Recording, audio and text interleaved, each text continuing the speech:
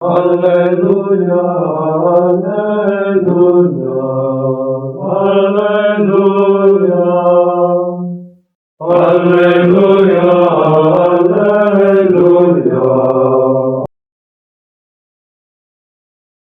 Salve fratres, te iterum videre, Patris Allegro Veritas, liberabit vos. Setiap tanggal 15 Agustus, ya, Gereja Katolik merayakan Solemnity of the Assumption of the Virgin Mary into Heaven. Hari Raya Maria diangkat ke surga atau Santa Maria Assumpta. Pada hari ini, Gereja Universal merayakan apa yang terjadi pada akhir kehidupan duniawi Bunda Maria kita. Bunda Allah yang tak bernoda, perawan Maria yang selama-lamanya, setelah menyelesaikan perjalanan hidupnya di dunia, diangkat tubuh dan jiwa ke dalam kemuliaan surga.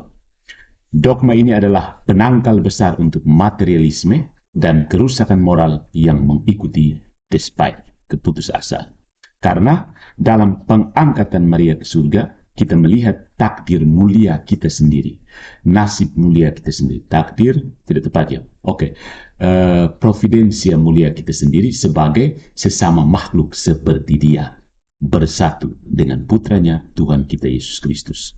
Dalam pengangkatannya, kita melihat akhir eskatologis yang menunggu gereja, di mana Maria adalah ikonnya. Ya. Doktrin ini belum secara resmi didefinisikan sebagai dogma sampai pada tahun 1950 ketika Paus Pius ke-12 melakukannya dalam konstitusi apostolik berjudul Munificentissimus Deus. Meskipun ortodoks belum secara resmi mendefinisikan doktrin tersebut sebagai dogma, doktrin ini bukan titik perselisihan antara Katolik dan ortodoks, karena Pesta Assumpta telah dirayakan di Gereja Universal, gereja yang Katolik, baik di timur maupun di barat pada tanggal yang sama ini, 15 Agustus. Gereja barat merayakannya sebagai Maria Assumpta, gereja timur merayakannya sebagai The Dormition of Theotokos. Ya, sejak abad ke-6 dan abad ke-7. Akan tetapi, doktrin ini tidak diterima oleh sebagian besar Protestan dan beberapa sedang berkait-kait menggonggong menolak. Dan karena itu merupakan kesempatan kesulitan sehubungan dengan rekonsiliasi Protestan dan Gereja Katolik.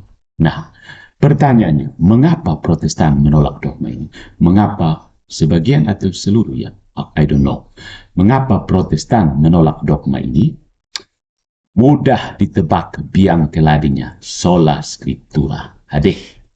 Kan saya sudah bilang, buanglah sampah sola scriptura pada tempatnya. Selesai.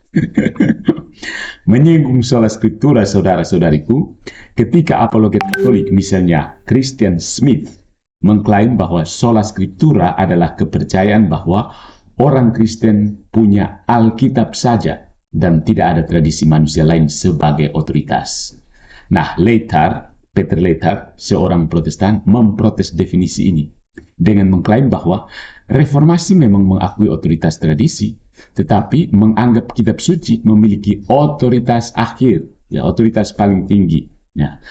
Brian Cross yang Katolik menanggapi Peter Leithart dengan berpendapat bahwa menundukkan tradisi pada ujian interpretasi Alkitab sendiri adalah menyangkal otoritas tradisi dan dengan demikian membenarkan klaim dari Christian Smith. Jadi, masalah dengan biblisisme yang ada dalam pendeta-pendeta Protestan atau dalam gen DNA Protestan, biblisisme yang disebut Kate Mathison sebagai solo scriptura, ditangani dan baik oleh Mathison, bisa baca dalam Sola Scriptura, and the Question of Interpretative Authority. Jadi, si Mathison ini berargumen dan menunjukkan bahwa sola kah solo sama saja, itu ujung-ujungnya kau juga yang tafsir itu kitab suci, begitu. Dan Smith di dalam karyanya The Bible Made Impossible, Why Biblicism is Not a Truly Evangelical Reading of Scripture. Ya, jadi solo atau sola sama-sama sampah, begitu. Bagaimana itu berhubungan dengan doktrin pengangkatan? Dua keberatan Protestan yang paling umum terhadap doktrin Maria Assumpta adalah yang pertama, bahwa doktrin ini tidak ada dalam Alkitab. Dan yang kedua, bahwa karena tidak ada dalam Alkitab, gereja tidak memiliki hak, tidak punya hak untuk menyatakannya sebagai dogma. Begitu Protestan. Begitu protesnya Protestan. Ya. Kedua, keberatan ini mengandaikan bahwa kitab suci bukan hanya otoritas akhir, tetapi merupakan satu-satunya otoritas. Sehingga jika sebuah doktrin tidak dapat ditemukan secara eksplisit dalam kitab suci, maka itu tidak diajarkan oleh para rasul. Ingat, eksplisit. Atau kita tidak memiliki cara untuk mengetahui apakah itu diajarkan oleh para rasul or no, atau tidak. Akan tetapi jika doktrin pengangkatan Maria Assumpta datang kepada kita melalui tradisi, dan jika tradisi itu berotoritas, maka kedua keberatan itu gagal, runtuh, buanglah pada tempat sampah. Nah, keberatan utama Protestan adalah bahwa doktrin Maria Assumpta bukanlah bagian dari tradisi, tetapi merupakan akresi. Maksudnya sesuatu yang dibuat-buat, ditambah-tambahkan. Atau bahkan jika benar, sesuatu yang tidak pasti menurut Protestan. Nah, dan dasar untuk klaim ini adalah bahwa doktrin itu tidak jelas dalam 3 abad pertama gereja, mengingat manuskrip yang kita miliki berisi tulisan-tulisan dari waktu tersebut. Jadi ketika tidak ditemukan, maka tidak ada. Sabar dulu ya. Santo Epifanius mengisyaratkannya pada abad keempat, dan kita memiliki bukti bahwa ada makam Maria yang kosong di Yerusalem pada abad keempat. Tetapi tidak ada bukti sejarah yang kuat sebelum semua ini bahwa Maria diketahui telah diangkat ke surga. Oke, got it. Nah, ada 2 paradigma yang berbeda yang bekerja di sini. Ya. Dari sudut pandang Protestan, terutama Protestan yang protes, apapun yang tidak ada dalam kitab suci patut dicurigai. Dan itu bahkan lebih banyak lagi ketika kita tidak memiliki bukti independen bahwa doktrin yang dipersoalkan ini diketahui oleh gereja dalam 3 abad pertamanya. Jadi, dari sudut pandang Protestan yang protes, penyebaran perayaan pesta pengangkatan Maria Assumpta ini pada abad ke-5, ke-6, dan ke-7 mungkin merupakan penyebaran hal baru, mitos, atau legenda. Ya, so itu sudut pandang Protestan. Oke saja, atur saja, kan Protestan sudah selesai di anatema abad ke berapa, 16. Lanjutkan saja. Dari sudut pandang Katolik, saudara-saudari, sebaliknya, penerimaan universal perayaan ini pada abad ke-6 dan ke-7 menunjukkan bahwa doktrin ini hadir selama ini, setidaknya dalam bentuk benih. Jika tidak akan diterima oleh seluruh gereja. Seperti yang ditunjukkan oleh Santo Agustinus. Agustinus ini bapak gereja favoritnya Protestan. Oke, misalnya. But regarding those other observances which we keep and all the world keeps, and which do not derive from scripture but from tradition, we are given to understand that they had been ordained or recommended to be kept by the apostles themselves, or by plenary councils whose authority is well founded in the church. Letter 54 to Januarius, Anno Domini 400. Oke. Nah, jadi yang mendasari kedua paradigma ini adalah pertanyaan tentang atau persoalan tentang deisme gerejawi, eklesial deisme. Ini akan kita bahas pada pertemuan berikutnya ya. Jadi sedikitnya Protestan itu sedikit menganut eklesial deisme ya. Apakah Roh Kudus membimbing gereja ke dalam sebuah kebenaran atau tidak? Itu pertanyaan tentang itu. Bagi orang Protestan yang tidak percaya bahwa Roh Kudus membimbing gereja ke dalam sebuah kebenaran, ingat, Protestan itu cenderung memandang Roh Kudus itu sebagai asisten pribadi mereka ketika membaca kitab suci di dalam kamar dan berhalusinasi dengan Roh Kudus yang menjadi asisten itu ya. Penerimaan universal terhadap doktrin pengangkatan bagi mereka, Protestan ini, bukanlah evidensi terhadap kebenaran atau apostolisitasnya. Nah, jika seseorang tidak percaya bahwa gereja dibimbing oleh Roh Kudus, maka tidak ada yang lebih dapat dibayangkan daripada bahwa seluruh gereja jatuh ke dalam kesalahan besar. The Great Apostasy. Dan ini penting karena asumsi dasar Protestan untuk membenarkan keberadaannya itu bergantung pada kebenaran bahwa seluruh gereja jatuh ke dalam ratusan tahun bidat mengenai pembenaran, yaitu pasal yang dari sudut pandang Luther, di mana gereja berdiri atau jatuh. Jadi, Protestan itu sebenarnya bergantung pada teori the great apostasy, ya, yang menurut Luther ada pada pasal tentang pembenaran, ya. Pembenaran itu harus bagaimana, dan situ menurut Luther gereja sudah kolaps dan Luther yang bangkit dan menyelamatkan gereja. Oke, terserah. Namun bagi umat Katolik tidak mungkin, mustahil seluruh gereja akan jatuh ke dalam kesalahan doktrin, ya. Gereja adalah tiang dan landasan kebenaran. 1 Timotius bab 3 ayat 15, ayat favorit gua. Dengan demikian, jika seluruh gereja memeluk sebuah doktrin, kita dapat mengetahui bahwa doktrin ini adalah benar, ya, dan apostolik, ya. Itu sudah pasti, karena gereja adalah tiang penopang dan dasar kebenaran, bukan seseorang dengan asisten pribadi Roh Kudus masuk ke dalam kamar, berhalusinasi dengan data-data cuplik dari mana-mana, lalu menolak doktrin-doktrin. Itu seperti itu, buanglah kita bercampur, tidak perlu. Tapi kalau mau dilanjutkan, silakan.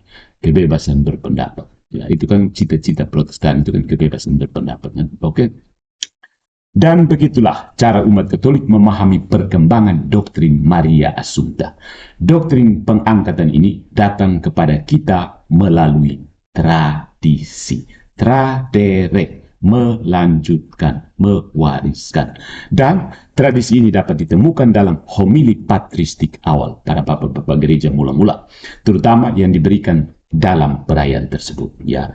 Tetapi sebagaimana yang ditunjukkan oleh Paus Pius ke-12 ketika dia mendefinisikan dogma ini, pestanya bukanlah sumber iman dalam doktrin ini. Sebaliknya, iman dalam doktrin inilah sumber dari perayaan tersebut.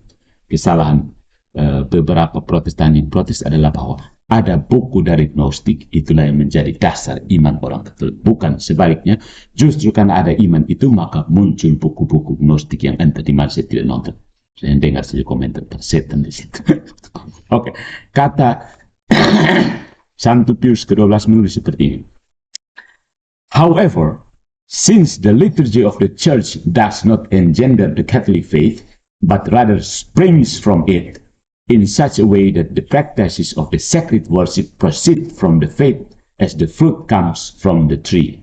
It follows that the Holy Fathers and the Greek doctors, in the homilies and sermons they gave the people on this feast day, did not draw their teaching from the feast itself as from a primary source, but rather they spoke of this doctrine as something already known and accepted by Christ faithful. They presented it more clearly. They offered more profound explanations of its meanings and nature, yeah. Bringing out into sharper light the fact that this feast shows not only that the dead body of the Blessed Virgin Mary remained incorrupt, but that she gained a triumph out of death. Her heavenly glorification after the example of her only begotten Son, Jesus Christ, truths that the liturgical books had frequently touched upon concisely and briefly. Munificentissimus Deus, artikel 20, ya. Nanti terjemahannya saya tayangkan. Untuk membaca homili-homili awal yang diberikan dalam perayaan ini sebagai masukan untuk orang Katolik yang mau belajar, sumber di Indonesia memang terbatas, ya. Oke, katekisme ada banyak juga, ikatolisitas. Tapi maksudnya buku yang membedah secara panjang lebar itu tentang homili-homili bapak-bapak gereja awal ini tentang Maria Assumpta, bisa lihat On the Dormition of Mary, Early Patristic Homilies, edited by Brian G. Daly, dan The Ancient Traditions of the Virgin Mary's Dormition and Assumption, Oxford University Press, ditulis oleh Stephen J. Schumacher, dan Schumacher ini memiliki beberapa homili ini tersedia di halaman web yang berjudul Early Traditions of the Virgin Mary's Dormition. Ya, Protestan silakan mampir-mampir, ya. Dan karya Luigi Jambero, Mary and the Fathers of the Church, The Blessed Virgin Mary in Patristic Thought, juga merupakan sumber daya yang bermanfaat, sumber-sumber yang bermanfaat. Lihat juga dari Matthew Levering, Mary's Bodily Assumption. Ya, jadi setelah mendengarkan Deacon Garis, ada baiknya mampir ke sini juga, supaya jangan pakai kacamata kuda ya, bagi yang protes. Oke, mari kita bahas sedikit tentang The Dormition of the Theotokos, ya, tertidurnya Bunda Allah. Para rasul itu tahu tentang Mary's Dormition. Tentu saja mereka tahu ya, karena Kristus telah mempercayakan Maria kepada perawatan, pemeliharaan dari Santo Yohanes. Dan Maria jelas merupakan tokoh sentral dalam komunitas gereja mula-mula. Siapa bilang tidak? Ya.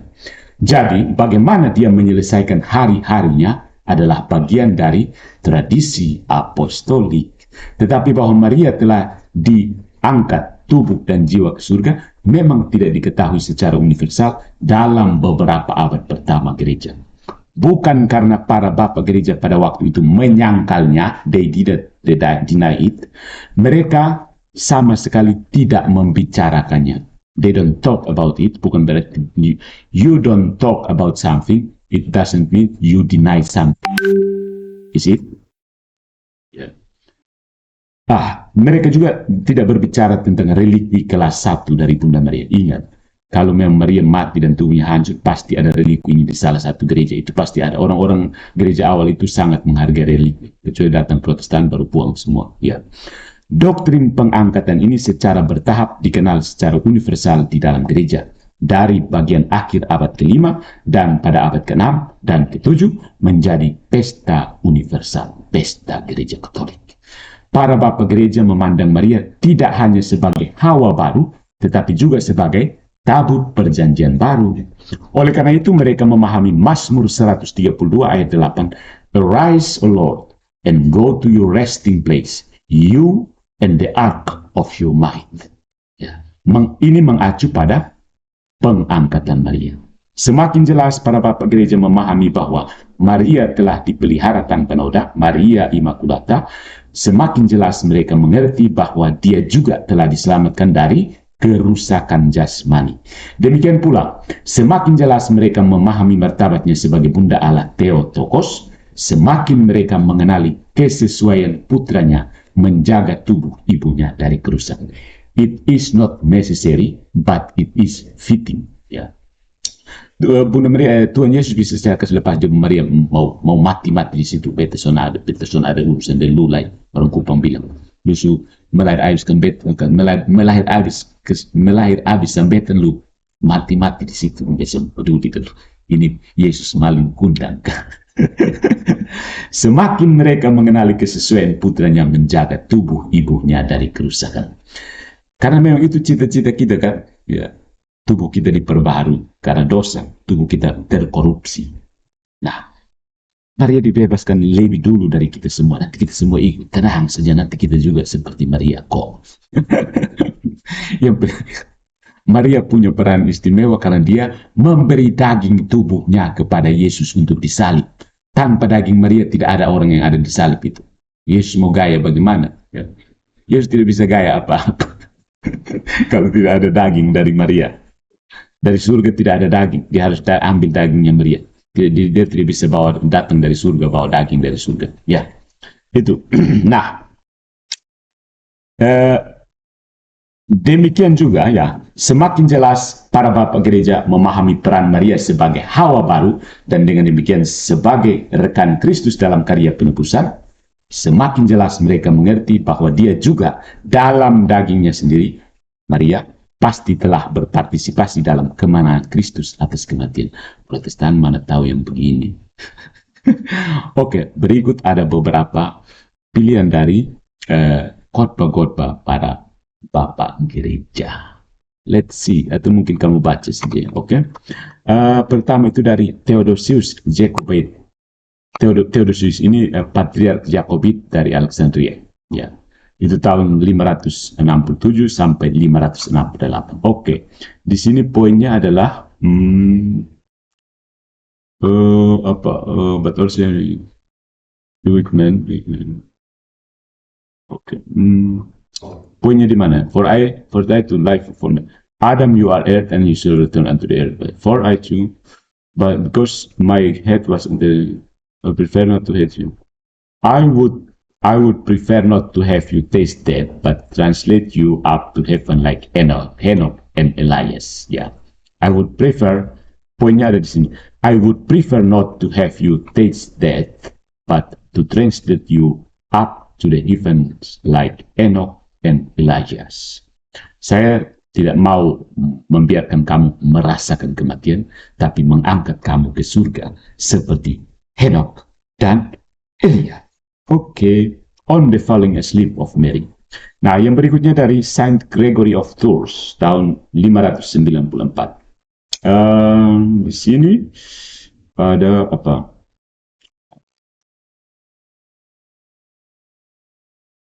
Mungkin di sini. At dawn, the apostle lifted up her body on a pallet, laid it in tomb, and kept watch over it, awaiting the coming of the Lord. And behold, again, the Lord presented himself to them and ordered that her holy body, be taken and carried up to heaven. Yeah. Order that her holy body taken and carried up to heaven. Ini dari Libri Miraculum 1, De Gloria Beatorum Martyrum kayak Martyrum. Oke. Yang berikutnya itu adalah dari Sanctum Modestus of Jerusalem. Circa Anno Domini 630 ya. Di sini yang menjadi titik poinnya adalah For Christ our God, who put on living and intelligent flesh, which he took from the ever Virgin and the Holy Spirit, has called her to himself and invested her with an incorruptibility touching all her corporeal frame. Ya, tidak menyebabkan kerusakan itu. Dia menjadikannya ketidakrusakan itu menjadi satu pemberian kepada tubuh Maria. Yaitu Maria diberi kemampuan inkoruptibilitas. Ini kan karena kemuliaan Tuhan sendiri kan, bukan karena kemuliaan Maria. Ini tertulis dalam Encomium on the Dormition. Baca sendiri ya. Yang berikutnya ada dari John of Thessalonica. Ya, dia adalah seorang metropolitan. Ya, dia menyatakan seperti ini. John of Thessalonica. Dia menunjukkan bahwa gereja di Thessalonica adalah salah satu dari sedikit gereja timur yang di mana dirayakan pesta Maria Assumpsi. Ya, it had become part of the religious homily. Salah satu gereja timur, sedikit dari gereja timur yang tidak merayakan pesta Assumpta, tapi dia menjelaskan alasannya bahwa ini ditunda karena penerus uskupnya di dalam gereja Tesalonika agak malas ya. But to make sure that, tapi dia memastikan bahwa cerita Dormition itu otentik, asli, dan berasal bagian dari tradisi apostolik. Ya, ini penjelasan dari John of Thessalonica. John ini lebih hebat dari siapa-siapa Protestan bla bla bla sekarang yang hidup di abad ke-21. Kemudian ada Germanus, Patriarch of Constantinople tahun 730. Oke, di sini ada berapa? Homily 1 on the Dormition, ya. Kemudian homily 2 on the Dormition, silakan dibaca. Dan ada 3 homily 3 on the Dormition, 3 homily untuk pesta tertidurnya Maria ini. Kemudian ada Santo Yohanes Damascene tahun 750. Ya, ini juga homily yang panjang ya, silakan dibaca sendiri. Kemudian itu ada homily tentang Dormition ya. Oke. Masih mau menolak homily 2 on the Dormition, masih menolak para bapak gereja ini, ya mereka sesatkan, mereka masuk neraka. Sudahlah, mereka masuk neraka dan orang Katolik ramai-ramai masuk neraka. Oke ya, begitu tentang Bunda Maria. Salve Regina, Mater Dei, Mater Ecclesiae, ora pro nobis peccatoribus, nunc et in hora mortis nostrae. Amen.